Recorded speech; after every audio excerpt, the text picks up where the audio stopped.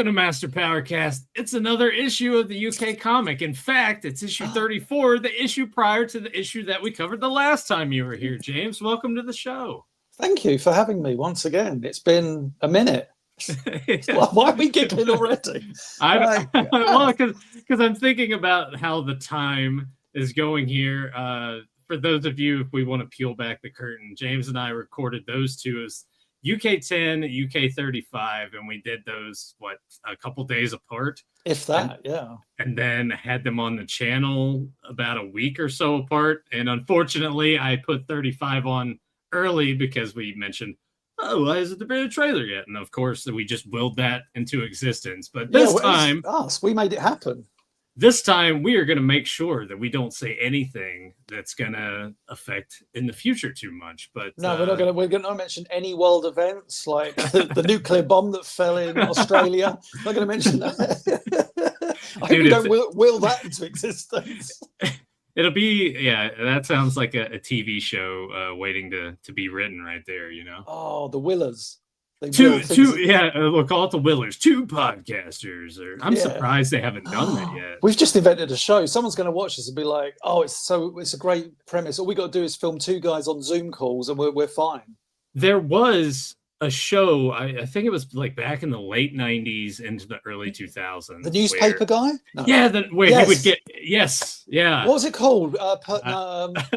Something edition. Early edition. Early edition. I think that's it. Let me look it up. I guarantee it's early. Watch this space, folks. Watch me be right. Yeah, early edition. Early edition. Look at that. Yeah. Well, how about that? What was the premise? One man and his dog.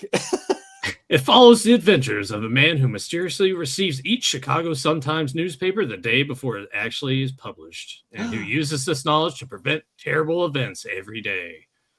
I like it. It's almost like a bit of a quantum leap premise in the sense of you're kind of messing with time. Yeah, but at the same time, too, it's just centralized in Chicago, so they were just having terrible things happening every day. Have you ever been to Chicago? No, I haven't. We'll have to ask our dear friend Tom Brysky. I'll message him right now. Hey, does terrible shit happen in Chicago like every day? Asking for the pod. Is Chicago the Windy City? It is, but I never know. I'm curious if that still holds true, because I was under the impression that Tornado Alley, which kind of goes through the Midwest and the Kansas, notorious for tornadoes and everything. They've said that it's shifted more towards my direction. Yeah, and I've noticed that around here, like the wind gusts, we get those way more often than we ever did years ago. But that's I'll message Tom. We'll get back to you guys on that, on how terrible Chicago may or may not be. But James, issue 34. One interesting thing about this is usually when I've seen these UK covers, you see the inside, and then you usually get a panel right here that tells you everything. And we get nothing here. We just straight up here's the Fright Fighter.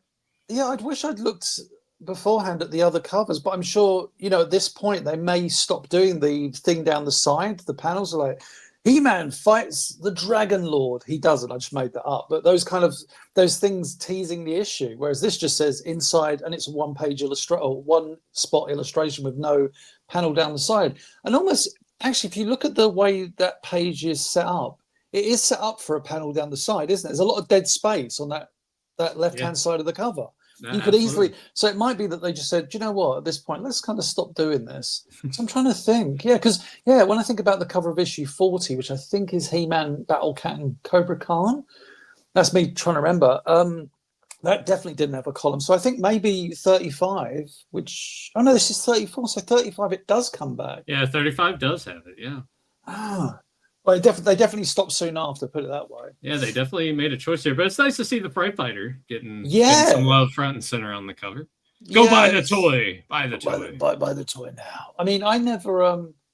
that cover, there's a big lie on that cover for a start. And you understand why there's a big lie on the cover. We'll get to that in the story. A certain character there that doesn't appear in the story. But the Fright Fighter, I never had that toy as a kid. I was never a big vehicles kid. I had the odd vehicle, but they were often bought for me as like a birthday or a Christmas present or something. Yeah, that was always one of those things that seemed more, unless it was, and I'm kind of using Turtles here as an example, like the Turtle van, obviously my parents are going to get me for like a Christmas gift, but any of the other smaller stuff, vehicle-wise in the line, that was always like a grandparent gift or an aunt and uncle gift. So, yeah. I remember I was going to say, I got Stridor from my aunt and uncle, and I think Road Ripper as well at some point. But they weren't like, oh, I must. You go to the shop, and it was like, I wanted a figure. Yeah. So I guess they were the somewhat cheaper option as well. Yeah, I was more like you as well as a kid. It was more about owning the characters as opposed to having vehicles.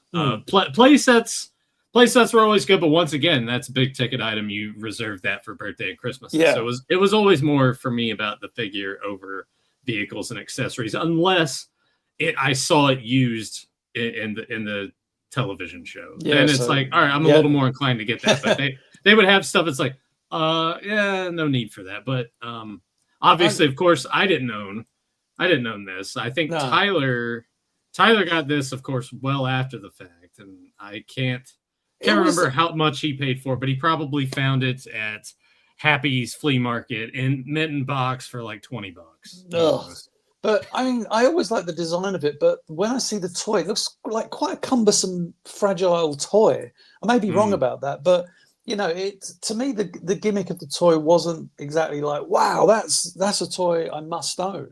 And in fairness, when this came out, I think I was slightly not checking out of the line, but I wasn't as invested.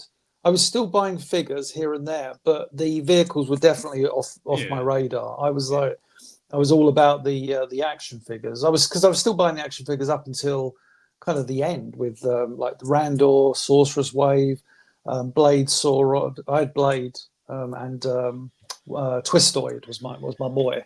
But were you at an age at that point when you're buying them at the end of the line where you felt conflicted? Not, I don't want to say embarrassed, but just like you were maybe trying to keep it from other kids that you were still buying that stuff? Because Tyler and I went through that whole process of liking Power Rangers when we were, I remember you saying 10, 11 years old. And at that point, it's like, if you were into it, you're going to get made fun of. Did you kind of experience any of that buying these figures at the end of the line? I remember not really. I remember the only time, because, you know, it sounds weird. Kids, how do I say this best? I wasn't hanging around with kids playing with toys at that age. I would go to school, I'd come home from school, and like every once in a while a friend would come around, but it was, you know, it was like like a play day, like, Stephen's coming around or something. And even then it wasn't like, I was being judged for my action figures. The one time I was judged for being a fan of Masters of the Universe was when I changed schools when I was, God, how old would I have been? I reckon about 7, maybe 85, 7 or 8 years old. My parents took me out of one school and put me in another one, which was more, well, it wasn't closer, but it was less rough, put it that way. I went to this new school and I turned up on my first day. This was not my choice. My parents were just like, wear these, it'll be fine. I was wearing my all grey He-Man tracksuit with like, it was like, I've still got photos of me in that tracksuit. It's all grey with, here's a photo of me. Ready, Nathan? There's a photo of me in my He-Man tracksuit. Mark it up for later. And we love these post edits. I'm just going to start adding them to make your life a misery. I like it. So by all means. Here's a photo of me in my favorite green shirt. Okay, we have to do this now. You better send me all this stuff. Also those ones. But I wore this He-Man tracksuit, and I remember just other kids in the class going, "He's wearing a He-Man tracksuit." I was never a cool kid. I remember like the cool kids in the class. But bear in mind, at the same time, the kids in my class were like into Gem and Mask, and a year or so after that was the real Ghostbusters was huge. And because I could draw, everybody was like, I became a very liked child in that. I was mocked initially, but then I was good at running and I was good at drawing. So people started to like me soon after, the new boy. And I remember like doing the real Ghostbusters drawings when that came out, and that was like a hugely popular thing. So, but I was still collecting He-Man in the background, because even for me, it wasn't like the thing that I was most interested in at the time. It was wasn't I was collecting I barely collected the Real Ghostbusters toy line, but it was all about the Real Ghostbusters cartoon, Mask. He-Man was still always there. She-Ra I never really checked in too much, unless He-Man was in an episode. So yeah, sorry to give you a whole. No, you're good. Thing. I can't wait to see these photos. For everyone else to check them out as well. But let's go ahead. Let's go. We'll bump in. What is this Strange Universe stuff, man? Oh, it's obviously they're stretching. I didn't read these prior to this. Like, I always ignored them as a kid, and I even ignored them like as an adult. I was like, well, I don't want to look at these facts. Did you know the horn of a rhino? I don't know what it is like. Is the same length as the Empire State Building or something. It's all stuff like that. Yeah. Whatever. The human head weighs 8 pounds. Yeah. Well, here's our welcome young warriors from Scrollos here. Yeah, the editorial getting smaller and smaller as they realize, in about 10 issues, we're going to start reprinting German comics. Plans are underway to feature more free gifts in the greatest comic in the universe. So make sure you reserve your copy of issues 37 and 38. I'm sure you'll enjoy the thrilling adventures in this issue. And I challenge you to guess the ending of Robato's Sacrifice. Oh, my God. Yeah, I didn't think about the title of that story, actually. It's hardly a sacrifice, but we'll get there. We'll get it. That is actually the third story within this book. And much like James said, when you see Robato's Sacrifice, you're like, holy shit, all right, this might get pretty serious, but spoiler, you're going to be let down quite a bit. Here, of course, is our little Orko comic, which, these are fun. No, fun little fact. This type, because the artist that worked on this one used to do a Transformers strip in the very early issues of the UK Transformers comic, and he did this strip called, I think it was called Chromabots or something, and then he did another strip called Matt and the Cat. He was obviously a UK artist, so he was hired to do these Orko strips. I think his name was Mike Kazybird or something, Kazybyr. I think that was his name. Might be completely wrong. But the interesting thing is, when I did my He-Man and She-Ra blog in about 2006, 2007, I remember he actually did a comment and said, "Oh, I was the artist on that." I was like, "Oh my God, it's Mike Kazybird." So yeah, it was just a weird little thing. I just remembered them, just seeing the panels. Like, yeah, because he did a few one-off little Master Universe stories, like very UK jokey based stories. Nothing, no adventures, as it were. It was just like a silly little strip here and there. But he played his little role in the Orko strip. Yeah. I don't mind him that much. So here's our first story, Battle of the Cats, Part 1. James, what links would you go to not have to do anything and relax? We're about to find out with Beastman here. I love this story. It's one of those ones where when I think of the UK issues, it's just like, oh, Battle of the Cats. Because one, as we see, it's a 2-part story. So you get 10 pages. Am I right? Yeah, 1, 2, 3, 4, 5. You get 10 pages of content. It's like, oh wow, a story over 10 pages. Again, not enough for this kind of story, but it's I really not to kill. It's something that you and I talked about when we covered issue 10 and 35. Is you get this random issue and it's part 3 of a continuation from stories from issues past, and here we actually get both parts of the story together. So it's nice to see that. But Beastman's sitting here, he's eating his fruit bowl. This is the life, no worries, peace and quiet. I could laze here forever. Panther pops in. Hey, not so fast. Skeletor's, you got to get moving. This is one thing I love. I've actually just recently made a video for my channel, which will go up later this year, because in this story, I think this might be the only canon, maybe there's another canon out there where Panther speaks. And it's like, I kind of like that. I like the idea of Panther speaking, especially because he's much like, Battle Cat is He-Man Steve, Panther is Skeletor Steve. So Panther isn't trying to betray Skeletor or anything like that. He's almost like Skeletor's, closest ally. Kind of like Imp is with Hordak. You have Panther going, I've been sent here to get you to get your ass in gear. And then wonderfully, Beastman's like, I'm going to send you to sleep. Which is, I love like, this is a really good story for showcasing Beastman's powers. Yeah. So Beastman does that. He's like, all right, well, anyway, back to my grapes. Back to my grapes. Unknowingly to him, Skeletor, not far off behind. Saw what you did to Panther. You really believe that you can do anything in Snake Mountain without the great Skeletor knowing about it. And then Beastman's quickly got to think, This was just a chance to make a final test of my powers. It's like, oh, okay, test. Huh? What kind of test? It's like, ah, shit. Stop asking questions, man. Yeah, I love. I mean, it's a really good kind of what do you call it? Like a sidestep from Beastman. But it's like, how am I going to get out of this? Okay, it was a test. What test? I'm trying to control Battle Cat. So I was just like, oh, I like this. And it kind of goes back to what you were saying too, that it's putting more. You have Panther speaking, and then now Beastman's kind of putting Panther on the same even keel as Battle Cat and everything. So yeah, it's kind of nice to see in that regard. But Skeletor's saying, you know what, take 2 bad with you, test your powers on the real Battle Cat. If it works, I want you to destroy it. Yeah, is it weird that he refers to Battle Cat as an it, just like surely he's him. Battle Cat is unless that's not the pronouns that Battle Cat enjoys. Of course. I was going to say pronouns, pal. Pronouns, pal. Yeah, I do like this bit where Beastman's like, oh god, if I wake Panther up, he's going to be pissed, so I'm going to make him afraid to fight. So you're like, okay, I can appreciate that. That makes sense. Yeah, but, and I mean, yeah, it's just fun to see. It's like, oh, well, what can Beastman do with the powers? That's exactly. How far does this go? Well, like we've been so used to in so many canons, which I understand. Beastman's power is to control animals, but it's always like to control them in a, an antagonistic kind of way. Attack He-Man, giant monster. Attack He-Man. Attack that person. Do this. Do that. Shadow Beast, follow me into battle. It's never. I'm going to reduce the anger of this creature. I'm going to send this creature to sleep. You think that's like this story is already in page 2 has shown 2 new sides of Beastman's ability to control animals, which I really like.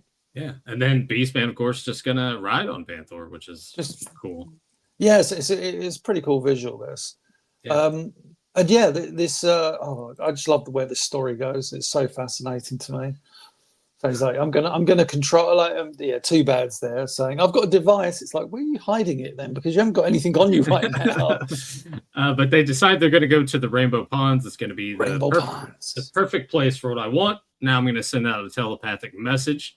So hopefully, gonna go get Battle Cat. Yeah, that's going to reach out, and then. Black and white page time. Yeah. We switch over to black and white, but also, once again, we're getting that whole thing. Here's Cringer, here's Adam. It's like, oh, we're experiencing some peace and quiet, some downtime, as it were, in between them fighting the forces of evil. Cringer's saying, I'm glad it's so peaceful here. There's been quite enough excitement in my life as of late. And then Adam, you're such a coward. Like, oh, shit, all right. Chill out, Adam. I get it. Yeah. But let's hope that there's no call for me to become He-Man today. I'm looking forward to enjoying a nice summer's day. Do you know what Adam did there? He willed it into existence. He willed it. Yeah, much. Yeah, sure. I hope I don't have to become He-Man today. And then Cringer is, suddenly I feel very cold. And it's like, why do you feel cold? It's summertime. And the Rainbow Ponds. And Adam's like, what the hell's going on?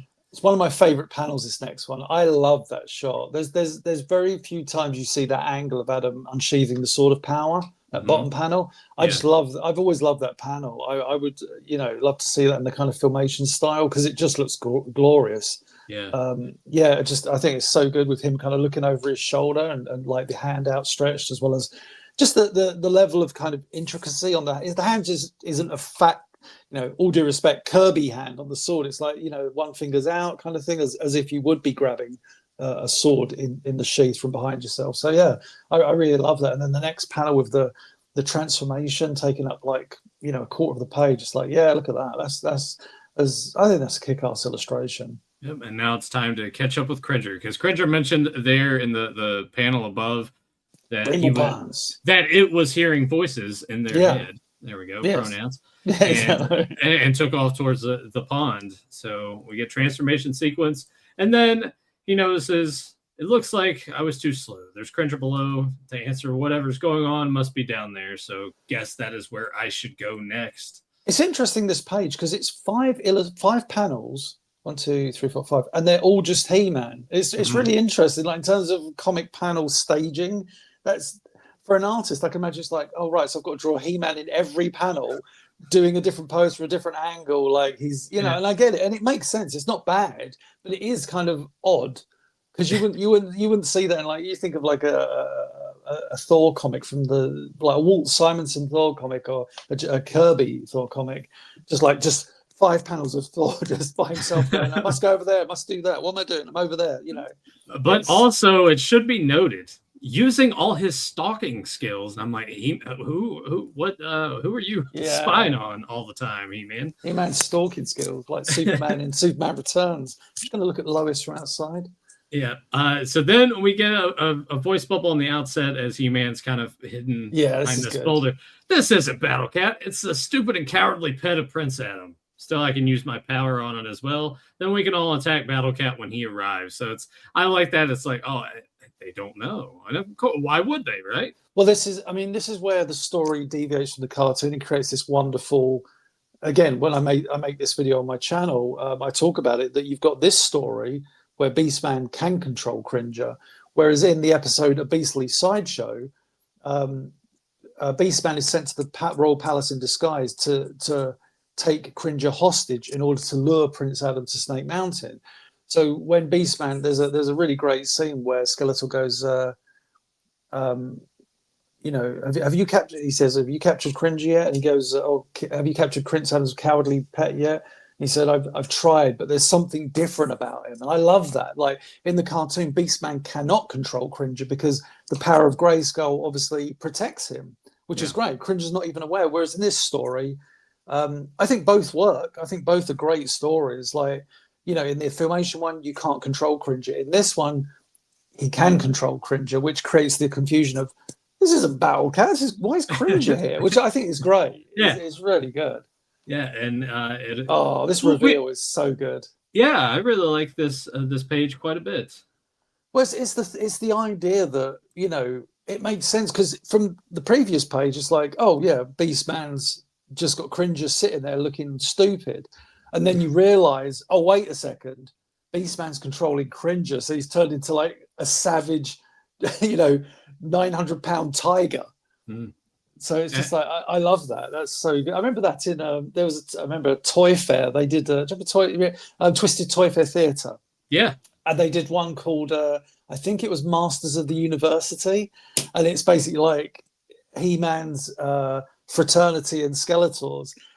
And there's one bit where they're like, right, what we're going to do is we're going to sneak up on Cringer, and then you see a thing where Cringer like slices Jitsu, I think, or someone slices their head off, and a Skeletor's running away. He's like, well, I guess regardless of who he is, he's still a 900-pound tiger or something like that. I mean, yeah. Sorry, I was just going to go off on a tangent. It's like, yeah, I mean, you think about that. It's like, despite Cringer being Cringer, you still can't underestimate the fact that this is an animal of vast size and weight. Well, amazing when you go back to the episode as well, A Beastly Sideshow, there's one bit where Cringer's in the cage and he's roaring like Battle Cat, and it's like, well, he should be capable of roaring. He's a giant bloody tiger. Yeah. Don't get me wrong, Battle Cat is a bigger tiger, but Battle Cat is technically a kind of superpowered version of Cringer. So Cringer is your natural tiger. Again, in the UK comics, there's one letters page somewhere where they actually describe what kind of cat Cringer is. So they come up with a name for him, like the kind of breed he is. I'll have to try and find that at some point. Okay. Yeah. I was surprised and shocked when I was reading through this. That says read part 2 of Battle of the Cats, beginning on the page after next. It's like, you're like, what? What? You mean this isn't the part 2's not gonna appear in issue 41? That's a great splash page as well. I love that. It's so powerful. Like He-Man leaping over and Beastman going, go get him, So here we go. Some more letters. Yeah, one of my, I might have to actually, let me switch this, James, so you can. Oh, there we go. Read it just a little bit better here.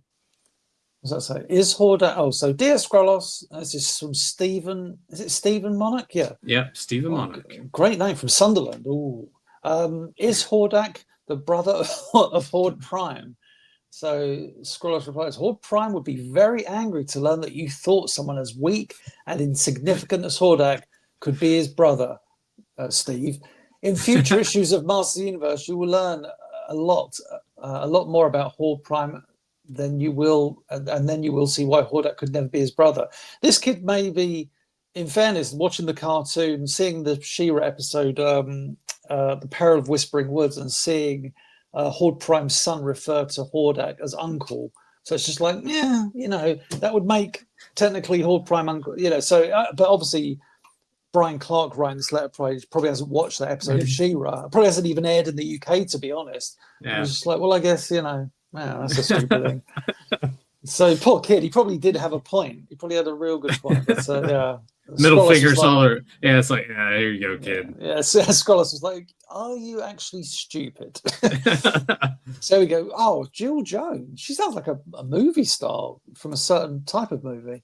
So we go, Dear Scrollos, I love the Masters of the Universe comic. Okay. I love to act out the stories in the comic with a friend of mine. How are you going to act out Battle of the Cats? We're going to have two kittens, paint one green, paint one purple, and then look, they're fighting. The cats are like, I love to act out. And sometimes we change the ending. That's a bit harsh because we think your stories are shit. Is there any chance of the comic being made weekly? Hey. Speaking of which, you're talking about Jill Jones, and that sounds like movies, other kind of movies. Maybe those were some of those Coliseum videotapes. Oh, yeah. Tyler was talking about. Tyler mentioned. Yeah. Right. I'm glad you enjoy the Masters comic, Jill. We have no plans at the moment to publish the comic weekly, but you can read extra Masters of the Universe stories if you want to. We now publish a new comic called Masters of the Universe Adventure Magazine, which features a long story plus a few short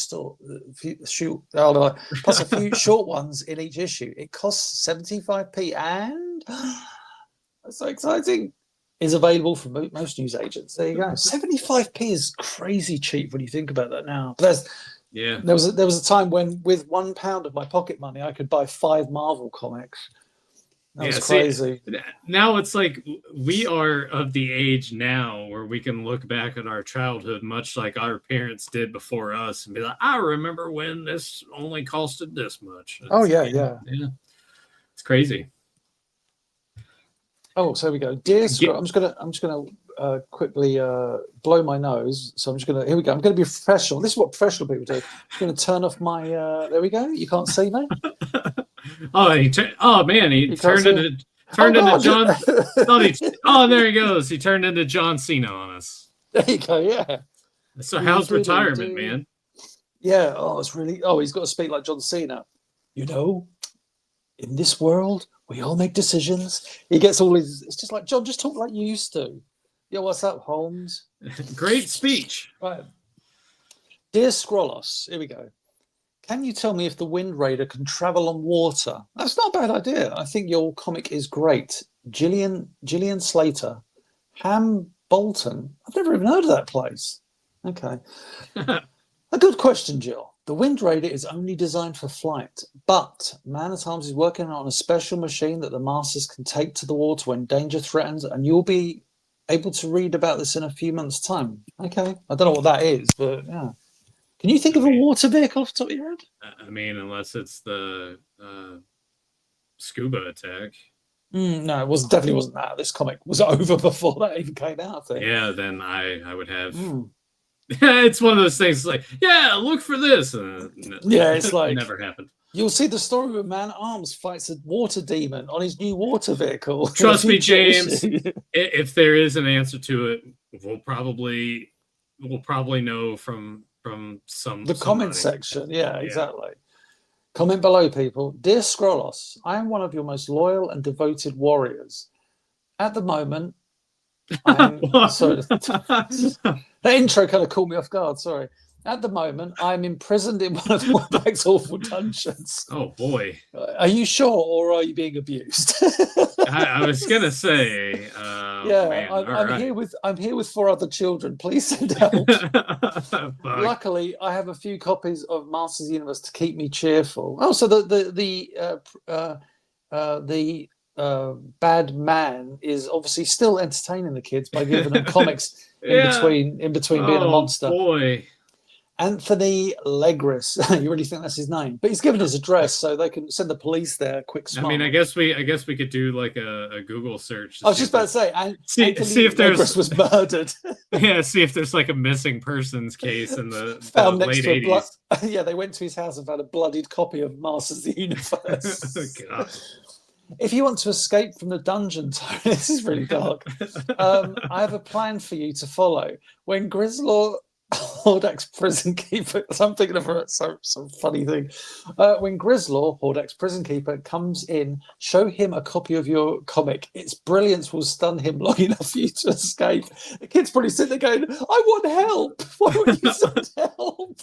Oh, man. And for all we know, this really could have been some sort of encoded message. It really could have. Yeah. Oh, boy. Well, anyway, back to the Cats, part 2. Good luck, Anthony. It was nice knowing you. Hope he made it. Hope he survived.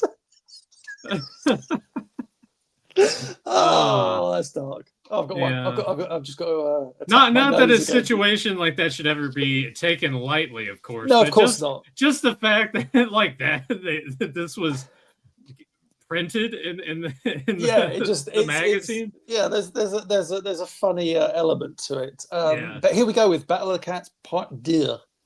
So yeah, Cringer, the savage Cringer, and Panther are like, we gonna take you down a peg or two, and then Panther remembers, oh no, I'm too scared, and does. I like that close up of Panther. Oh God! And all this fighting has scared me. I must escape until it's over. And Beastman's like, oh man, I forgot that I did this. That.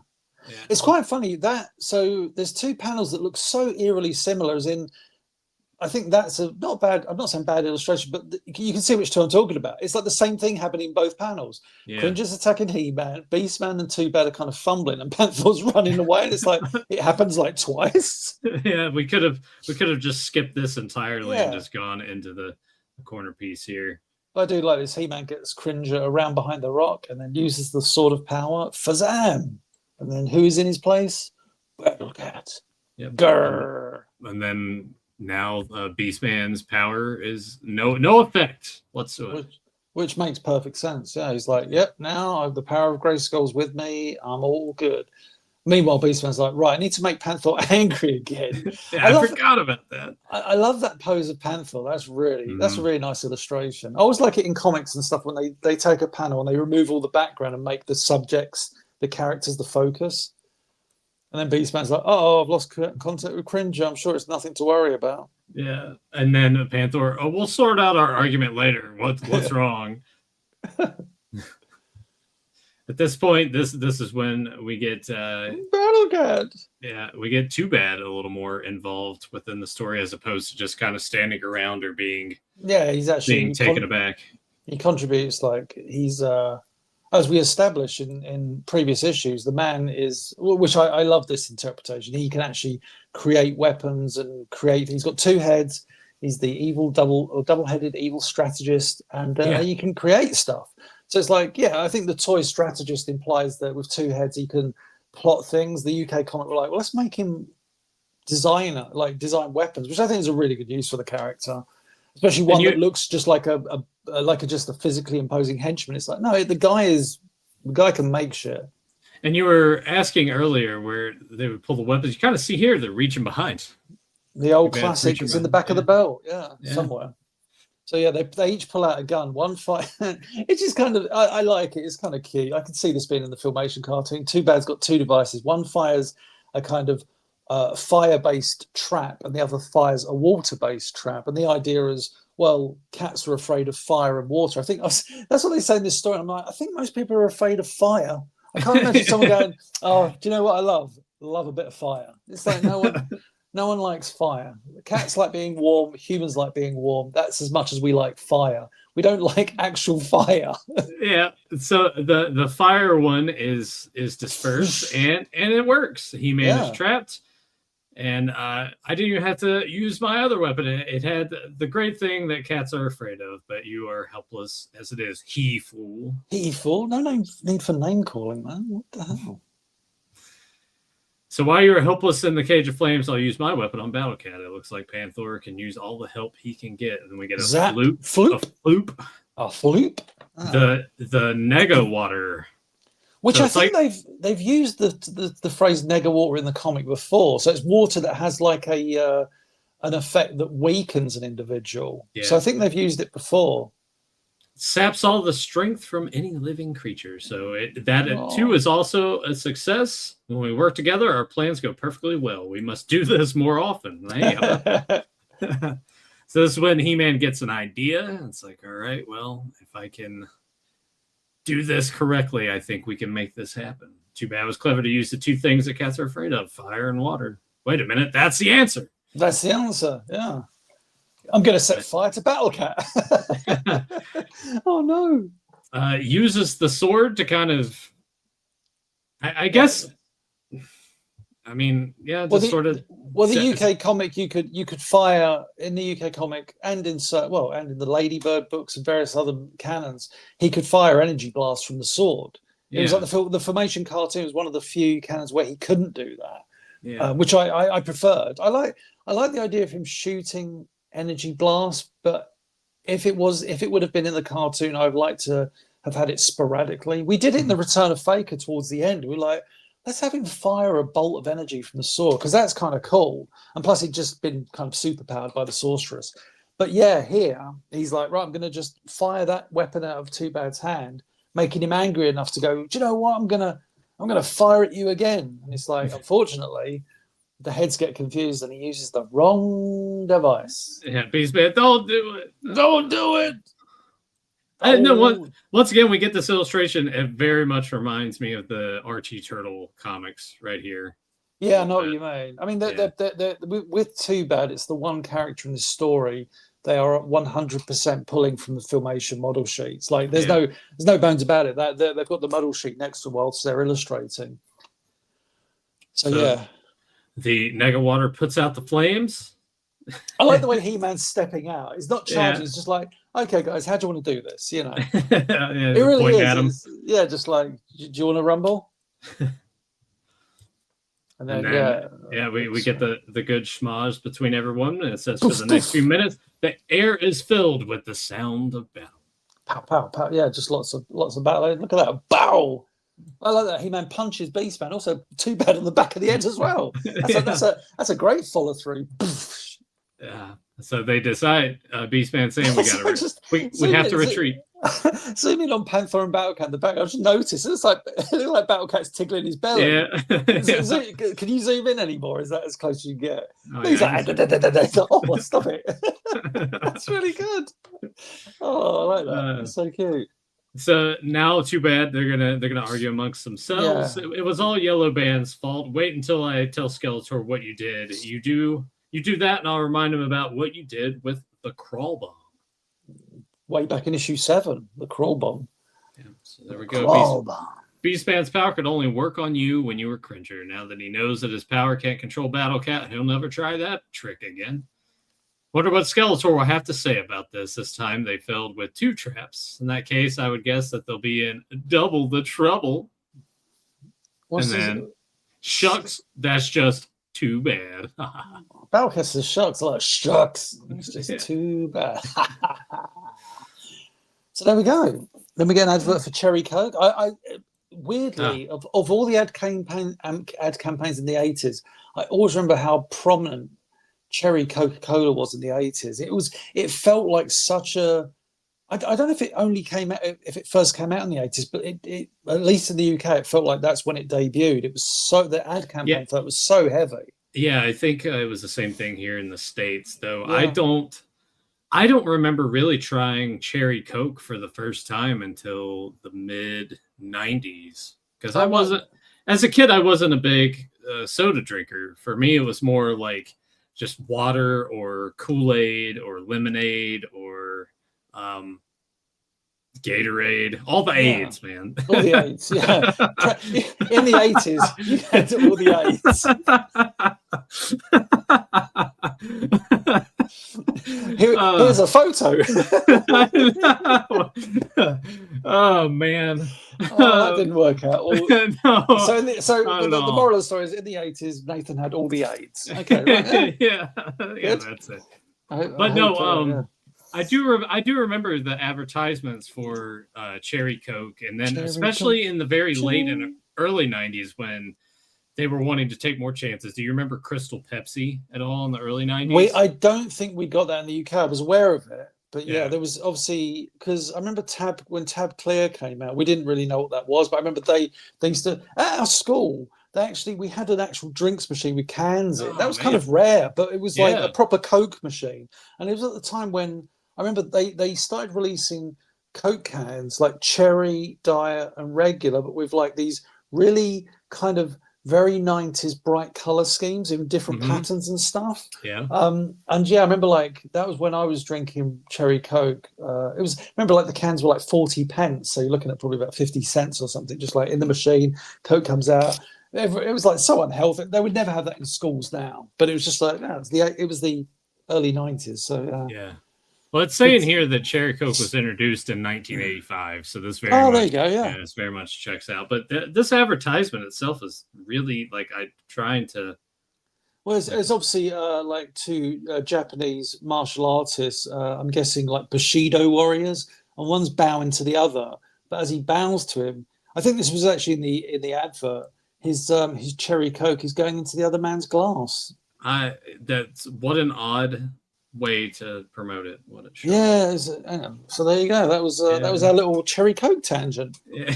And here sponsored by Mars or whoever owns Coke these days. Roboto sacrifice. Oh, the sacrifice! It's going to be so sacrificial. It's going to be a moment we will never forget.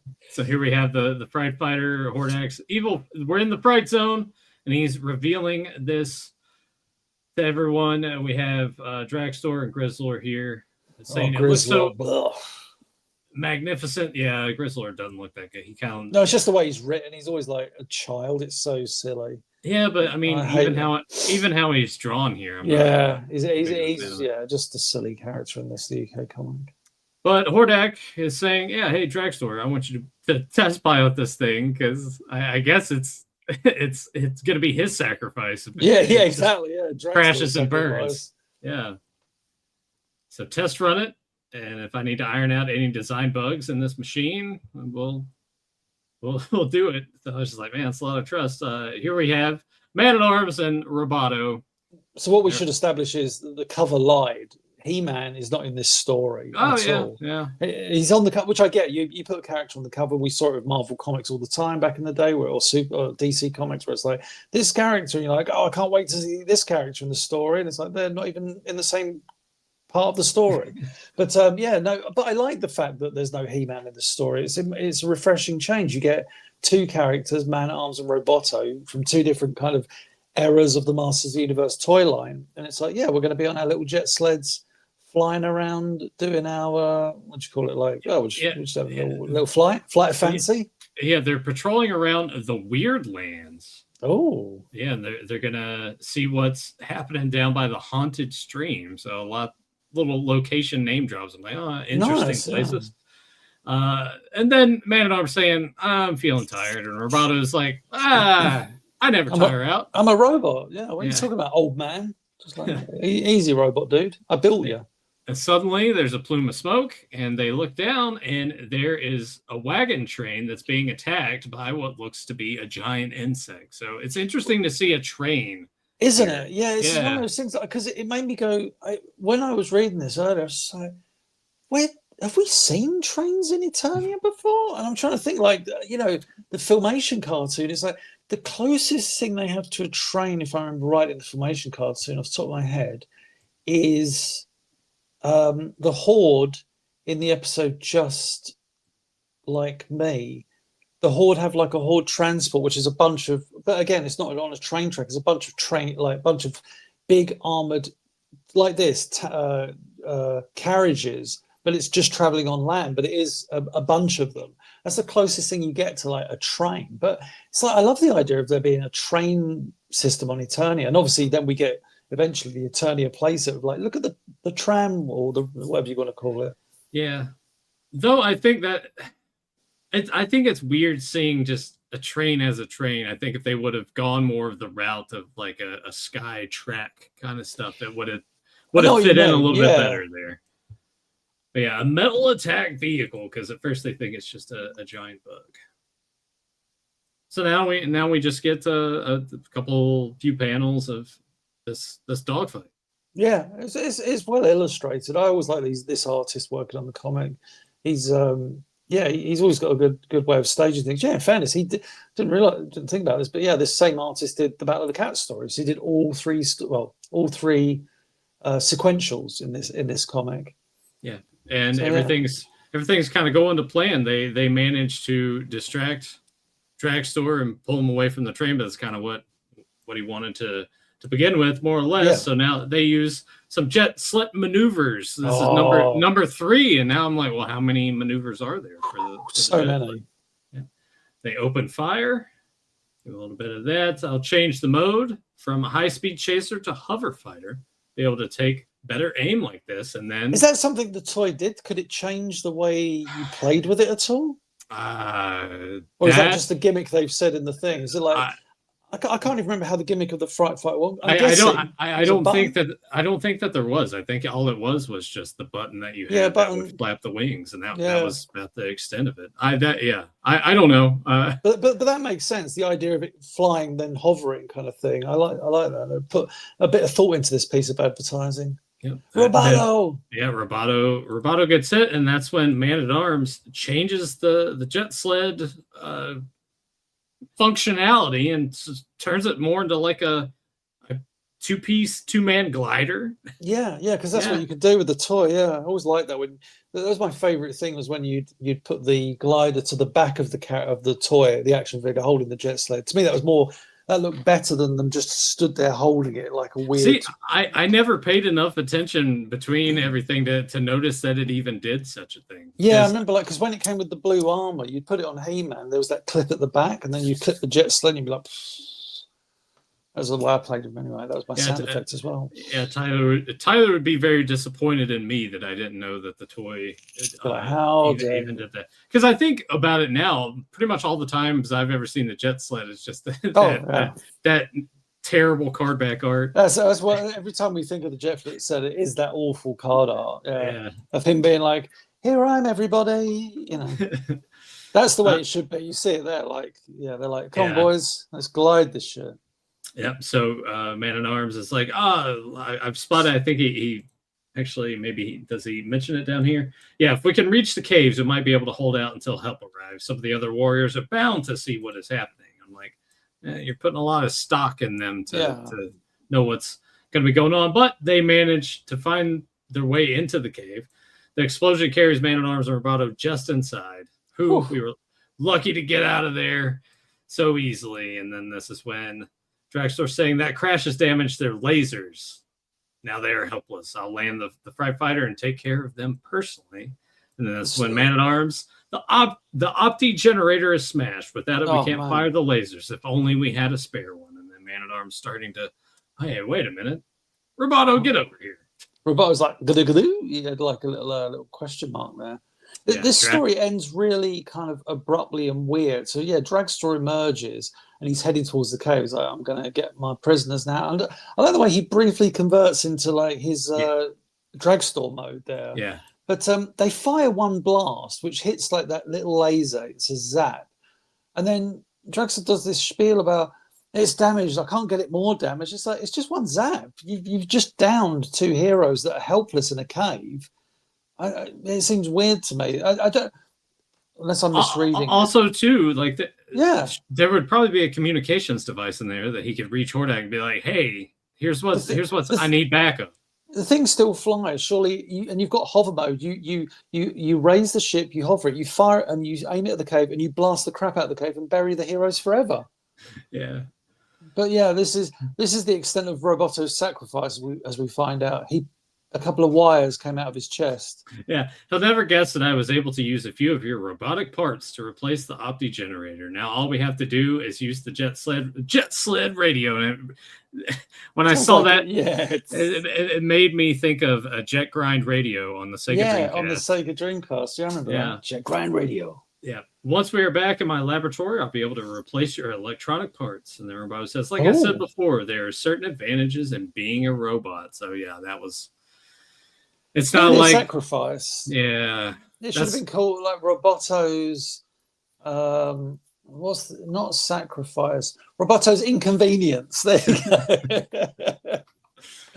Roboto's brief inconvenience. That would have been a good title for the story. But yeah, not a interesting premise. But again, like so many of these stories, the idea of like two heroes on the jet sled being cornered is like, that's really good, and you could do something with that, or being abandoned, of the jet sled going down. Now they've got to escape from Dragstore, but instead it's like, Dragstore's, I've downed them across 3 pages of battle. They're at my mercy. Oh no, they fired one laser beam. I better get out of it. It's just like, okay, that's it. Yeah. And I like the idea of Dragstore saying, I can't let this ship get damaged because it's new. That makes sense.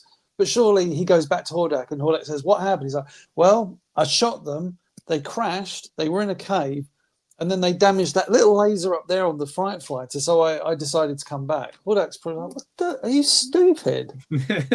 Yeah. Are you an idiot? Yeah. Get in the trapdoor, fall yeah, exactly. Down. Fall down. Get in the trapdoor. Get in that trapdoor. What? How do I get in it? Just get in the trapdoor. That's what what's his face probably heard when he was writing before he wrote that letter. Oh yeah! Oh God! Yeah, get in that trapdoor. Poor Anthony.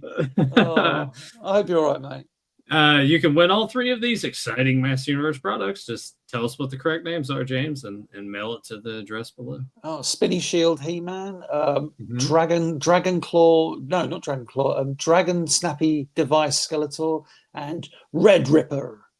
Those are the 3. Hey, there you go. You got it.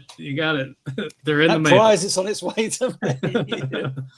And then, of course, if you want to join club that I never joined. Yeah, the club that James never joined. There's how you can apply, and then of course we get the Weedos. The Weedos ad, yeah. Horrible cereal. Yeah, it does not look that good. Oh, it's horrible. I had it once, and I was just like, this tastes like cardboard shit. So it kind of goes without saying, right, that Battle of the Cats is easily the best. It's one of the best UK stories, I think, because it's got a really fascinating premise. I think the artwork's really nice, and it fits a lot in, but I think it just paces it well enough. Again, 3 parts would be so much better, but they do enough in those 2 parts. The last story, though, Roboto's sacrifice, is a bit of a mess. Really put a lot on the line there. I do say so myself. The cover should have been, Will He-Man? Oh, actually, they did that in a previous story. Will He-Man, like Battle Cat leaping at He-Man and attacking him. That was on, I think, like the cover of 6 or 7 or 8. No, 6 or 8, something like that, with Battle Cat attacking He-Man, and weren't they friends, or whatever the caption was? Weren't they friends? So they couldn't have done. They couldn't. I doubt they could have done that again. But you could have had I don't know, something. Yeah, we could have used the Fright Fighter way better than what was portrayed here. But yeah. Overall, not bad. Yeah, not bad at all. Still every fortnight though, despite them writing letters. Hey, can you make this weekly, please? Don't worry, kids. You've got a monthly comic as well coming out. So that's monthly. That's even worse. I'm sure I can't remember the details, but I'm sure Adventure was timed so that a comic would come out every week, kind of thing. Because if you put you got those 4 weeks, you put 1 monthly out for just a brief 2 week period. It looks like there's a weekly comic. No, there never was. You tricky bastards. But that'll do it for issue 34. We will go ahead, run some commercials, and we'll be back right after this. I, Skeletor, created you to destroy He-Man. You did? You're a faker. You look like He-Man, only you're evil. Evil. He-Man, He-Man! Action figures sold separately. He-Man, He-Man. You're not He-Man, you're Faker. Faker has all the power. Oh yeah? Watch this power. Only He-Man has all the power in the universe. Faker, He-Man, and Skeletor from the Masters of the Universe collection, each sold separately from Mattel. Decepticons are attacking our launch site. Where's Prime? He's on Cybertron. It's up to you, Ultra Magnus. Autobots, transform and mount up. When Ultra Magnus rolls into action, he takes on Decepticons like no one else. Meet Ultra Magnus. As car carrier, he can transport 4 Autobots into battle. But once there, he transforms into my powerful Autobot commander. Transformers. The Transformers, each sold separately from Hasbro.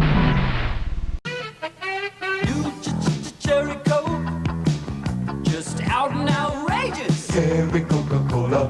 Check it out and find out. Taste is what it's all about.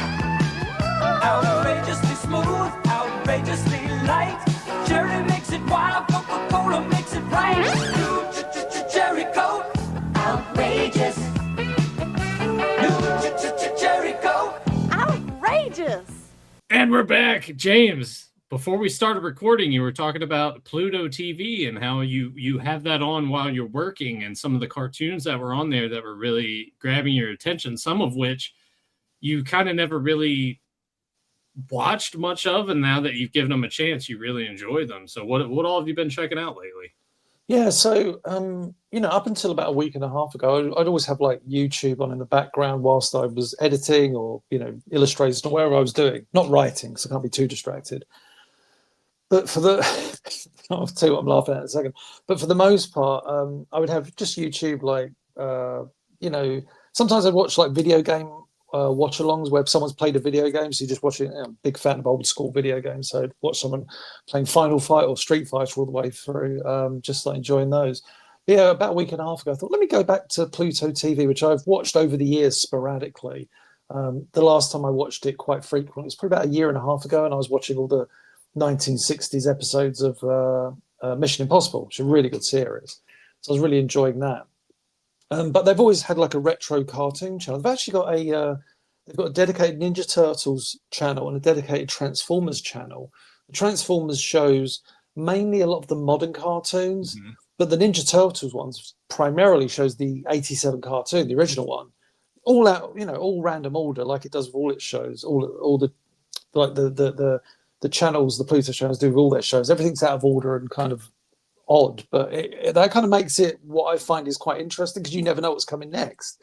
It's like you've got Ninja Turtles on. It's like, oh, what episode's going to come on next? Like, what the hell is this? Because I've confessed before that I watched the first 3 seasons of Ninja Turtles, and then halfway through season 3, I was like, yeah, I'm done with this, and I checked out. So there's so many episodes of Ninja Turtles I've still yet to see. So, but yeah, the other week, about a week and a half ago, I thought, let me see what Pluto's got on their Retro Toons channel, and it's the first thing I saw was Mask. I was like, oh, I love Mask. It's like one of my favorite toy lines, one of my favorite cartoons of all time. I was like, oh, it's great that Mask's getting some love. It's being shown. Plus, there was one episode that I was checking for because there's an audio issue on the I would say digital releases, but on this version, there's no audio issue. I was like, oh.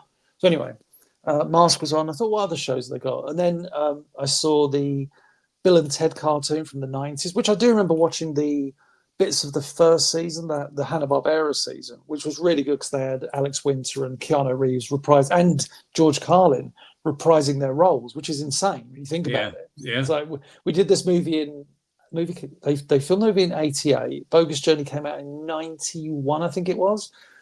So they did Excellent Adventure, did this cartoon, and the cartoon's really fun, man. It's not fantastic, but it's really entertaining.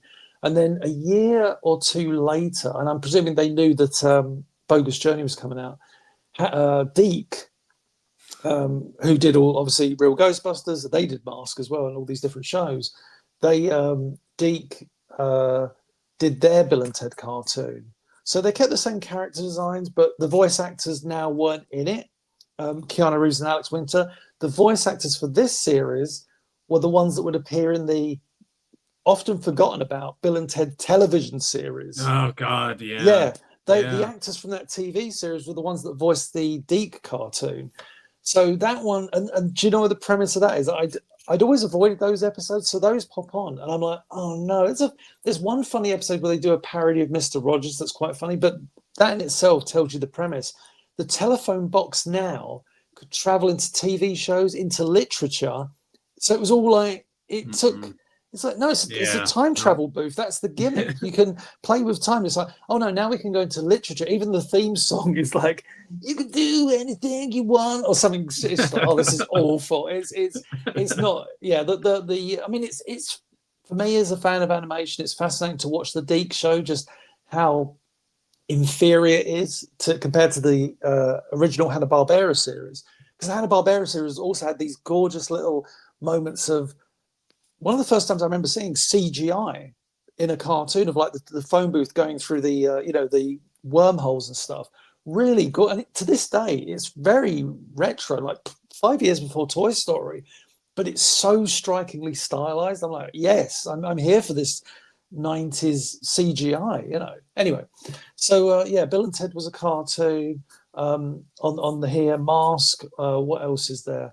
There's UK shows, UK cartoons. So when I'm growing up, whenever I would see Danger Mouse come on or Count Duckula, I was just like, oh, I want to watch He-Man. I want to watch Transformers. I want to watch, I was Americanized. We all were, my generation, watching entertainment, because it's like, we want these big bombastic cartoons. It was much like Saturday mornings.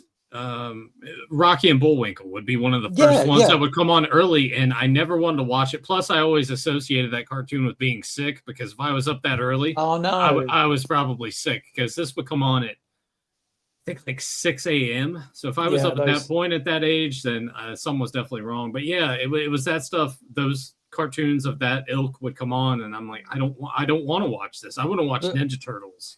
I will admit, the one cartoon of those, I think they were Jay Ward made those cartoons. The one I did like, even as a kid, and even more so as an adult, whenever I catch it, it always makes me laugh, was Roger Ramjet.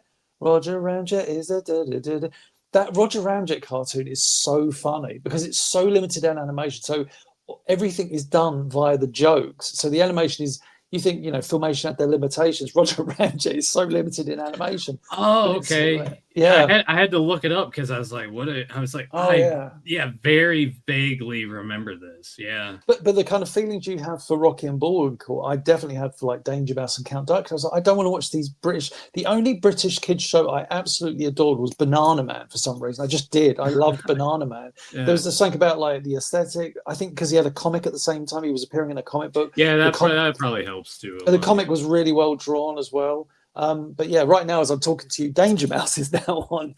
But so watching these shows, I've got an appreciation for like Danger Mouse and Count Duckula now. Like, these weren't bad shows. These were like, they just weren't my cup of tea. They were more big, like they tapped into British humor, like real kind of like Banana Man did, but these more so. Mm-hmm. Like, there's lots of kind of miscommunication humor, lots of I wouldn't say pun-based humor, but lots of like misunderstandings, but there's some really clever writing in it. You're like, oh wow, these shows, especially Count Duckula, I was surprised by that, how good that show is. But I've been thoroughly enjoying that. But then the other shows I enjoyed on there were I remember when this came out and just thinking like, well, but the 1990s Pink Panther cartoon. So I remember as a kid seeing here and there episodes of the, I guess, 70s Pink Panther. Mm-hmm. The one thing I always remember that show was where he just gets into this really cool car in the end credits, where it's like this weird dragster car. It's like live action. So it's one of the first times you ever see a cartoon character getting into a live action. Like, it's like, what the hell? I remember Pink Panther for me was they would use Pink Panther in commercials, and then of course you would get like the theme music, and I know like they had the movies and everything, but aside from that, Sellers movies, but Pink Panther for me was just always, I never paid much attention to that. So it's interesting that you were mentioning like, oh, there's a 90s cartoon, there's a 2010 cartoon that you were saying talking about as well. The 90s one is, I was surprised how good, because I thought, oh, this 90s one's going to be exactly what 90s cartoons were all trying to be. We all want to be Ren and Stimpy. This show does not. Like this Pink Panther show it's almost, to me, it reminds me of the 1980s Mighty Mouse cartoon, which is fantastic. And that was made by Ralph Bakshi and John Kricfalusi, who went on to do Ren and Stimpy. But Mighty Mouse, fantastic cartoon, one of my favorites. the Pink Panther is kind of that style of storytelling, kind of aesthetic, but even more abstract in places.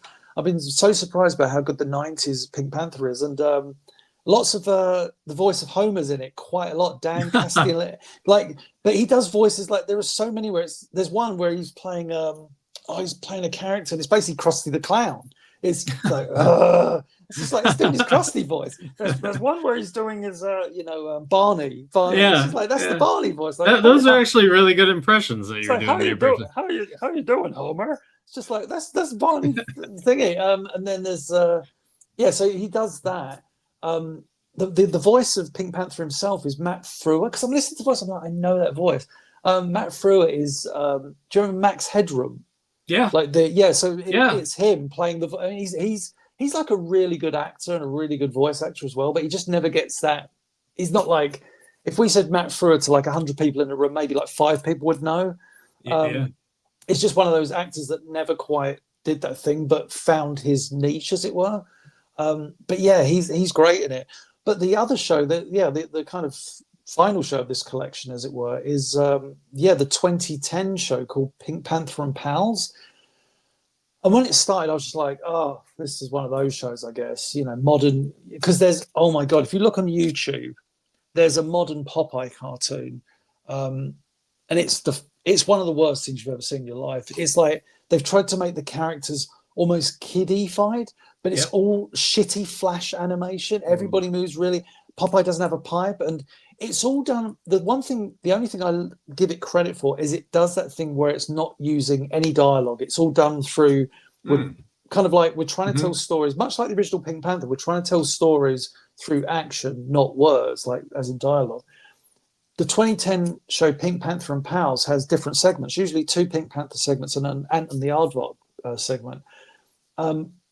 And it's a really good show. I was surprised. I was thinking, like, oh, this is going to be that kind of modern slop. Like, it's so clever in places. Like there was one episode that I just had me smiling from ear to ear because it was so well done. It was one where Pink Panther goes into a cinema, and they're watching, or he's trying to enjoy. Well, he keeps laughing, getting kicked out by the big nose character that you always see in the Pink Panther shorts, and he's trying to. Get like not laugh, but he's laughing all the way through it. That like old black and white shorts. So you get Charlie Chaplin, Buster Keaton, Laurel and Hardy. And the more this episode goes on, the more the antics in the Pink Panther will start resembling that. So he's getting kicked out of the cinema, and it's like resembling a scene in a Charlie Chaplin film or a Laurel and Hardy film. And it ends up with like a bunch of Keystone cops chasing Pink Panther, and now he's in the screen. And it's a real kind of what I love about it. It's like this is a love letter to that era of silent film. They didn't have to do that. That to me shows effort being put in. And there's numerous episodes of this show, and like the Ant and the Aardvark cartoon in this series is really good. And it's like if you said to me, oh, they remade the Pink Panther in 2010, I'd have gone like, oh, it's probably like modern crap or whatever. Blah, I'm not going to watch that. Give it a chance. It's really good. I will do that because and Tyler and I were talking about this. I want to say on our Brave Star episode, maybe the episode prior to that, where I made mention of Batman Brave and the Bold, where immediately when that came out and I looked at it, I was like, nope, there's no way this is going to be terrible. And I finally got around to watching it. I was like, it's so good. It's really good. It's a real fun show. They were trying to clearly... It's much like you said about Pink Panther and Pals. Like certain parts of it is just a love letter to other aspects of everything, and it's just really well there's done. One episode of Brave and the Bold. It's not a spoiler, where they have. I think it's either Batmite or Miss. I think it's Batmite, or maybe it's Mr. Piddlix or whatever. One of them, one of the characters, one of the kind of goofier characters, and it's all about the show sucking. And it's a real meta episode, but it's so, and I think it's actually the last episode of the series. Yeah, I think what you're describing might be it, because I made it through the first 2 seasons. I'm on the 3rd season. I came back around to the 3rd season not too long ago, and I'm a few episodes into that. But yeah, I think I remember it being mentioned before. Maybe it was by you that like the last episode. It's a really beautiful finale as well to the episode. It's just like one of those where you go, oh. Kind of like I said with this Pink Panther thing, that black and white tribute episode to the silent movies is the last episode of the series. So it's them clearly going, do you know what? For our final episode, let's let's do a love letter to something. Brave and the Bold did a love letter to the Saturday morning cartoon. The Pink Panther does a love letter to silent movies, because the Pink Panther technically is born out of those silent movies. So it's really good in that sense. The funny thing about, I don't know if this will remind you, if I've talked about Brave and Bold before, Brave and the Bold. When I was in LA in 2008, Andy Mangles, who I was working with on the Real Ghostbusters DVD set, he and I were, doing various things, and went to Lou Scheimer's house. God, what an experience, man! And then we had lunch with him. Oh my God! And then there was one day where Andy had to do an interview for a Batman. I think it was a Batman animated series box set release, and he was doing an interview talking about Batman, or it was a documentary that they include. I've seen it on YouTube every once in a while.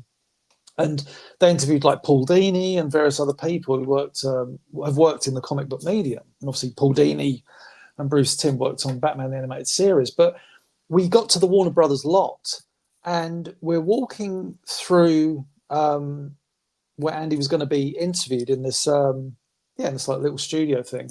And I said, I'm just going to wait in reception while you have a little chat with people. And I was sitting there.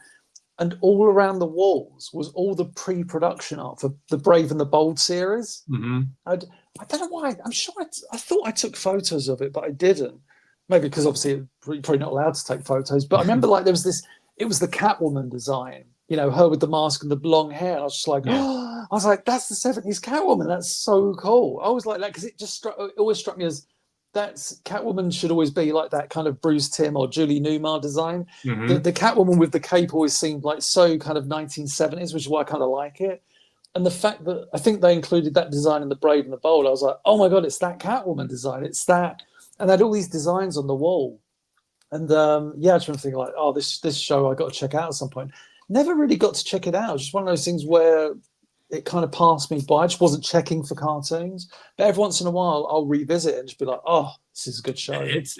I just love the fact that you'll start with a segment at the beginning before the credits has nothing to do with what's going to happen in the rest of the episode, and it just flows so well. Just such a love letter to, and I mentioned this when Tyler and I were talking about it. It's just such a love letter to me of how I felt as a kid and what I saw with Batman. Like Batman 89 is out, and then Batman Returns comes out, and that's like taking it to super serious to me. And then, obviously you get the animated series, but then the 60s show I watched so much of as a kid, and it's just like this good hybrid of all of that mashed together. I mean, that's fascinating when you put it like that. It is amazing that even, me growing up, my first exposure to Batman, thinking about it, was probably the comic books. Like I remember like getting a Batman annual as a kid. It had like Neil Adams do it, and I remember like that was a real grim and gritty Batman because it was obviously Neil Adams illustrating Batman. The next time I saw Batman was the 60s series, which they ran on like sometimes on weekends or during the summer breaks. So I got to see like 60s Batman. Then the 89 movie comes out. I see that in Canada, and I'm just like, oh my God, this is amazing. And Batmania, which again, I think so many people forget just how big Batmania was. The fact that one of the first times, I'd say it was one of the first times since Ghostbusters that a movie just used the logo in its advertising. And that's all they had to do.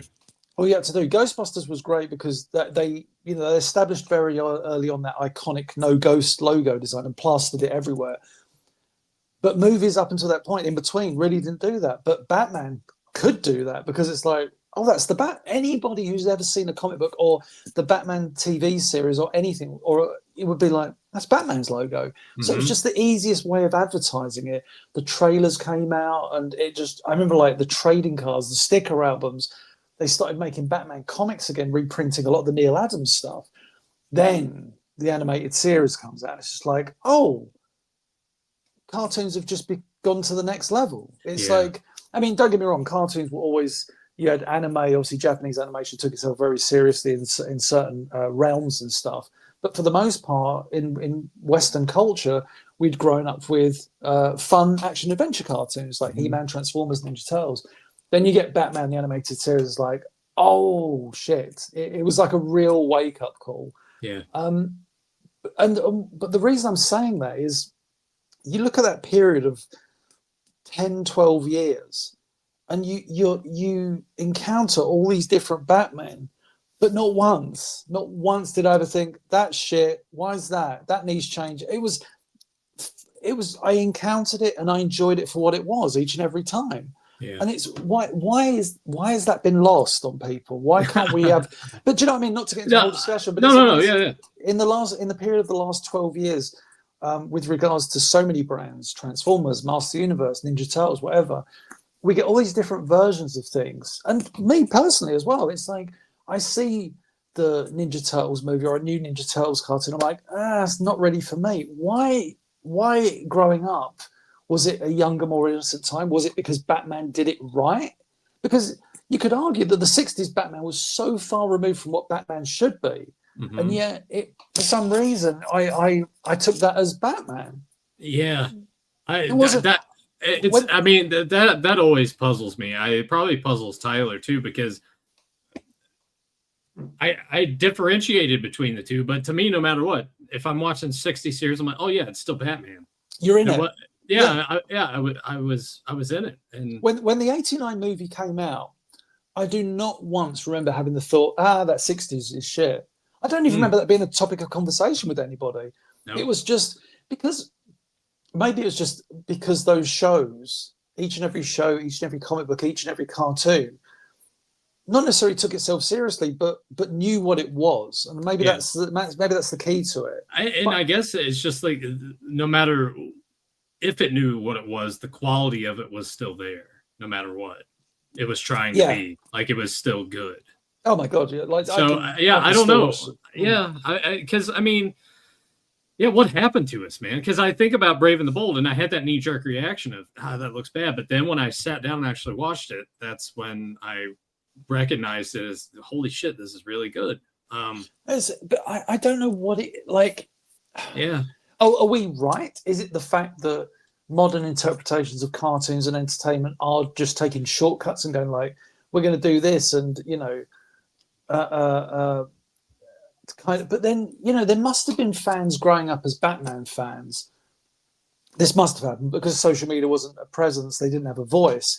But can you imagine if you're an ardent reader of like Batman, and then suddenly the 1960s show comes out, you're like, what is this? There must have been people like that, or likewise, there may have been people that liked the Batman comics but didn't like the animated series because it was too kind of what's the word I'm looking for? What am I looking for? Like, the aesthetic of the Batman animated series may not have. Because I guess when you think about those comics that were coming out around the time, and then the animated series kind of has like that. It's film noir, that kind of whole the aesthetic of like the throwback to the 1940s, like with Tommy guns and all that stuff, old cars and stuff like that. I loved, obviously, by the way. I love that shit because Dick Tracy. I talk about it all the time. Dick Tracy comes out, and him and I were like, we can't recall anyone else aside from each other that at that period in time were into that whole aesthetic of Tommy guns and the old timey cars and the bright colors and the noir stuff. And I'm just like, why were Tyler and I drawn to that as kids? And it seemed like nobody else our age was into that stuff. I mean, in fairness, with regards to Dick Tracy, I remember over here at least that movie just did not do well at all. Yeah, I didn't see it until I want to say probably the early 2000s, where I was flicking channels one night. I was like, oh, the Dick Tracy movie from the 90s might give us a watch. And I really enjoyed it. It's a lot of fun. I was like, I did not expect it. Because also you're watching it going, wait a minute. Okay, so Al Pacino's in this. Wait a minute. Is that, all these, who's the guy? Oh, God, who plays Mumbles? Dustin Hoffman. Yeah. So Dustin Hoffman's in this movie. It's crazy. And who's the guy who plays Flat Top? He's in so many movies. William Forsythe. William Forsythe, again, great actor, and it's just like it's William fucking Forsythe in this. Like, it's an amazing cast. It's a real fun movie, and Madonna's in it. And I was just like, oh my god, I forgot. Like, wow. Like, I'm talking about like how hot Madonna was. Like, to completely objectify her in that as Breathless Mahoney. And it's just like, wow, this is a really good film. But and we're going into a bit of a tangent, but I think the reason Dick Tracy failed is that I don't think it really knows the kind of movie it wants to be. I think that's the problem. Like Batman kind of knew. I feel like Dick Tracy's a bit like, this feels slightly adulty, but also trying to appeal to kids with the bright colors. Yeah, I think it was just a case of I don't think people were ready for it yet. No, I think timing was a bugger for it. I think Batman worked because Batman already had that built-in audience. Dick Tracy was just a bunch of cartoons that were there, a bunch of racist cartoons that were there with like on weekday mornings growing up. I'm not saying they were racist cartoons, but they contained certain caricatures that could be deemed inappropriate in modern eras. Yeah, especially in this day. But you mentioned it in passing when we were in the Batman conversation about why we're looking at things this certain way and this certain way. And I think the biggest component for it in modern day, obviously, you said it, it's social media, right? Like that's the biggest issue anymore with this stuff is social media. Everyone has a voice. Here's the thing. Everyone has a voice on the planet Earth. The problem is social media is the loudest voice. And the other problem is, for some unknown reason, I still can't get my head around it. People think that a million people on social media agreeing or trending on something is somehow the definitive opinion on something. Yeah. It's like, that's crazy to me. Do you know how big the world is? Yeah. Just because something trends on Twitter, does that, that movie's trending on Twitter. Wow, that's surprising. It wasn't a big hit at the box office.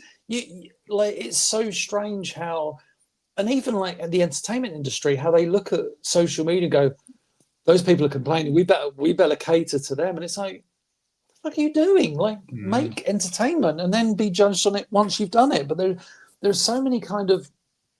It's like those in charge are scared. Those giving opinions only want to think in one way, and it's just like, what's happened to the. Well, I mean, what's happened to everything, really? But you mentioned before we talked about this, where there will be instances where people will say, "Oh, look, this trailer got 40 million views, and and it's going to be a hit." And then they wonder why box office comes around, it gets released, and then the numbers don't match up. And I'm like, yeah, there's a difference between I can watch something easily accessible on this little rectangular brick, and then it's another to spend the $20 for a ticket to go and sit for 2 hours and actually watch and consume. Well, especially in the modern day, like, hey, there's a film coming out, but in 3 weeks you can watch it in the comfort of your home, and it's like, what have you done?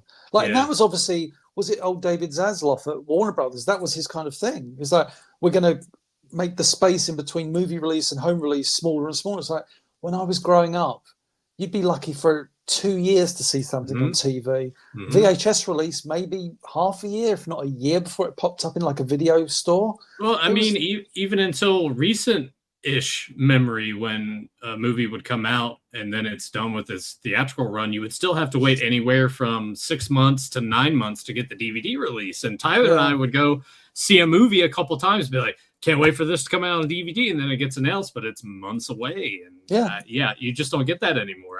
I've made the mistake a couple of times now of, I really want to watch this movie. When it comes out digitally, I'll just buy it or I'll rent it. And I've bought a movie digitally, and then like 2 weeks later, here it is on Hulu or HBO Max. I was like, I should have done a better job of just looking at release dates. I could have saved some money. And I've done the thing where I go, I'm not going to see that movie at the cinema because I'll just see it when it comes out. And then when I see it at home, I'm like, God, I wish I'd gone to see that at the cinema. Yeah, that's happened to me a couple times too. Yeah. Where you think like, I wish I'd had that cinema experience. Like one for me in particular, the biggest example I can think of in recent memory was Top Gun Maverick. I was like, I should have saw that in theaters. Yeah. Oh, that would have been to be sitting there like middle of the cinema or whatever with a big old screen with. I would. Tom Cruise was right. He was right. I should have gone to see it. He was there, man. He's always right. You better believe he's always right. Tom Cruise is right. Yes, Mr. Cruise. Yeah, you don't want to end up like Anthony or anything. Oh, poor Anthony in the basement. Yeah. Well, James, I guess we will go ahead and wrap this up. I'm going to check out the Pink Panther cartoons just because you made mention of them. I'm going to give them a shot and see what I think, because I really have no experience with Pink Panther aside from TV commercials from the early 90s. Yeah, like at the moment they've got the Ant and the Aardvark segment on it, and it's the Ant and the Aardvark's it's a really good segment. There's a lot of like it's obviously not the same kind of humor as action adventure. They're relying on humor. It's that kind of that Gendy Tartanovsky humor that you saw in stuff like Powerpuff Girls and Dexter's Lab. I mean, I love those shows. Like especially Dexter's Lab was awesome. And we can tie into this because Tyler and I have been talking on recent episodes as of late about his newest show Primal that came out, which is really good. I highly recommend you check that out. Oh, really? Oh, okay. Yeah. And so I enjoyed that so much that I went back and I'm like, I'm going to check out Samurai Jack because I've never watched Samurai Jack before, and I've really been enjoying that too. Funny enough, it just recently, about just before Christmas, got all the episodes downloaded. Okay. Like, because there's one episode of Samurai Jack that I to this day I consider a work of art, and I mean that whole series is a work of art, so many of them. But this one episode is called is it Samurai Jack and the Princess, or it's basically about a group of assassins who are planning to kill Samurai Jack, right? I'm not going to spoil. That's all you need to know because that's the premise. And I remember seeing it when it aired on, I want to say Toonami or something like that. And really haven't watched it ever again in years. Like it's one of those shows, much like Brave and the Bold, that I really should take time to invest in. But it's like, watching retro cartoons on my channel or whatever. Yeah. I watched the episode again over Christmas as part of my Christmas viewing because also this episode takes place in a snowy environment. So it's like, now it qualifies in my snow-themed Christmas viewing. What season? What season is it in? I think it's 3. Okay. I think it's called Jack and the, because every episode is Jack and the something. I think it's Jack and the Princess. But if you search for like a group of assassins are going to kill Samurai Jack, then it's fantastic. Well, I'm halfway through season 2, but the thing is, HBO Max they don't have like the name of the episode is just the number of the episode. It's not labeled how it was with Jack and. Right. Yeah. So, I'll get to that one soon enough. But I've really been digging it. Have you seen have you got to the Jack and the Rave yet? No. Where he goes that one's so good. Where he goes, it's an amazing episode because it's all done to the beat of the music. But he basically, there's no spoilers, but it's just as the episode goes on, much like you used to do back in the day when you go to a rave or a club, you just start acquiring more and more. It's like, someone gives you this. It's like, okay, I'm putting that on now. I'm putting these on. I'm putting this on. Like, why do I look like a cartoon character? And it's like that episode kind of has that. It's but it's all about the beat of the music hypnotizing. Okay. It's so many Samurai Jack episodes are so clever in their structure, and that was the whole point of it. It was supposed to be like rather than we're making a cartoon about a guy called Samurai Jack who needs to get back to his own time to save his people. It's more about like, well, let's create like an art piece, and every episode is just so, to me, fantastic. Well, and that's what I like about it. It's just the cast of characters that you get in each episode and how wildly different everyone is. And then just even tonally episode to episode can vary as well. So you and I got to talk, like just dedicate an episode and talking about some Samurai Jack, whether it's an episode or just like a series overview or something you and I should do. Oh, no, definitely. Like I say, it's one of those things that I just never, I watched when it came out, but just haven't rewatched it since. I think it's one of those where I've just never checked out the final season as well. I've heard a lot of mixed stuff about it. I'm curious about it just because of the TV rating. Like those first 4 seasons, 4 seasons are Y7 rated over here, and then that last season is TV 14. And I was like, I'm curious what stories they will tell if it's gonna kind of up the stakes in terms of its violence and gore and maybe language, whatever. But check out Primal. I let me know what you think if you do. Okay, we'll do. All right. Well, we will go ahead, wrap up this episode. What's on TV right now? Is it still Danger Mouse or no? It's the Ant and the Aardvark segment, and they're on a golf course, and there was this giant gorilla, and it just like the ball went through his teeth when he smiled. Just silly cartoon humor, but it's the thing. It's entertaining. Now he's dressed up like someone trying to catch a butterfly in a I don't know. It's very fun. Well, I hope everyone enjoyed this episode. Make sure you give us a like, comment down below, and subscribe if you haven't done so already. And until later, let the power return.